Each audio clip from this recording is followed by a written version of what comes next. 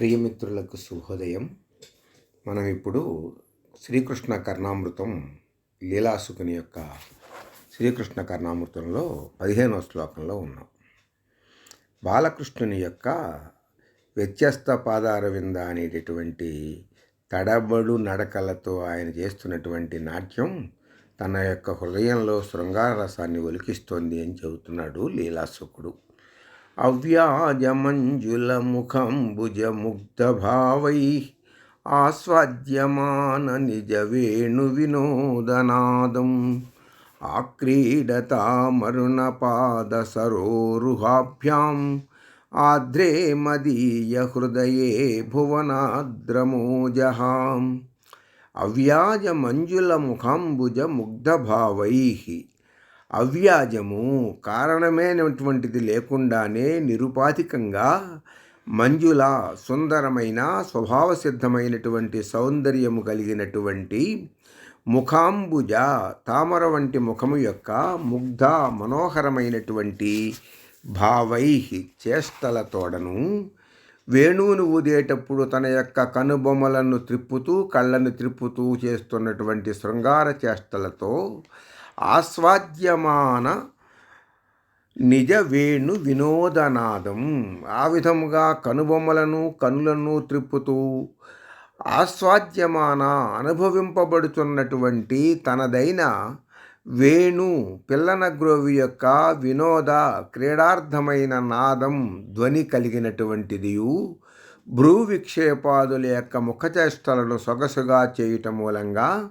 వినోదంగా వేణువును ఊదుతున్నటువంటి వాడును భువనాద్రం, ఈ సమస్తమైనటువంటి లోకములకు కూడా ఆద్రం శృంగార రసముచే తడిసినదియునైనా చల్లతనము కలిగించుట శృంగారసముచే తడుట అనేటటువంటి ఓజహ తేజస్సును అరుణా పాద సరోరుహాభ్యాం ఎర్రనైనటువంటి పాదసరోరుహాభ్యాం తామరల వంటి అడుగులతో ఆర్ద్రే భక్తిరసముచే తడిసియున్న తన యొక్క మెత్తనైనటువంటి పాదముల చేత మదీయ హృదయే నా హృదయమునందు ఆక్రీడతాం అంతటను విహరించుగావుతా అని ప్రార్థిస్తున్నాడు లీలాసుకుడు. అవ్యాజ మంజులమైనటువంటి వేణుగానము యొక్క మనోజ్ఞమైన ముగ్ధభావములచే అతిశయించినటువంటి కన్నుల పండువగా వేణు వినోదనాదమును వినిపించుచున్నటువంటి ఆ శ్రీకృష్ణుడు ఆయన యొక్క ఆర్ద్రమైన తేజస్సు నా మనస్సునందు ప్రవేశించి నా హృదయమునందు నర్తించుగాక అన్నది కవి ప్రార్థన. దానికి తెలుగు అనువాదం ఇలా చేశాడు వేంగనామాత్యుడు.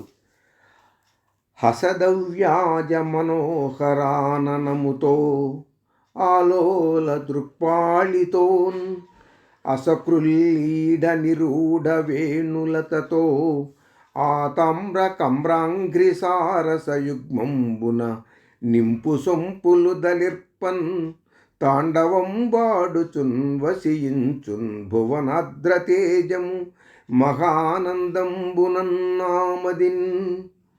స్వభావసిద్ధమైనటువంటి సుందరమైన అలంకారంతో ఆ ముఖారవిందము యొక్క భ్రూవిక్షేపాది వ్యాపారాలు మనోహరంగా చెలరేగుతూ ఉండగా లోకానికంతటికి చల్లదనాన్ని ఇచ్చేటటువంటి వేణునాదాన్ని ఊదుతూ కృష్ణుడు అనే పేరు కలిగినటువంటి తేజస్సు భక్తిరసంతో తడిసి మృదువైనటువంటి నా హృదయమునందు ఎర్రని తామరల యొక్క కాంతులతో, అంటే పదపద్మములు అనేటటువంటి కాంతులతో నా హృదయం నందు క్రీడించుగావుతా అనేటటువంటిది కవి ప్రార్థన.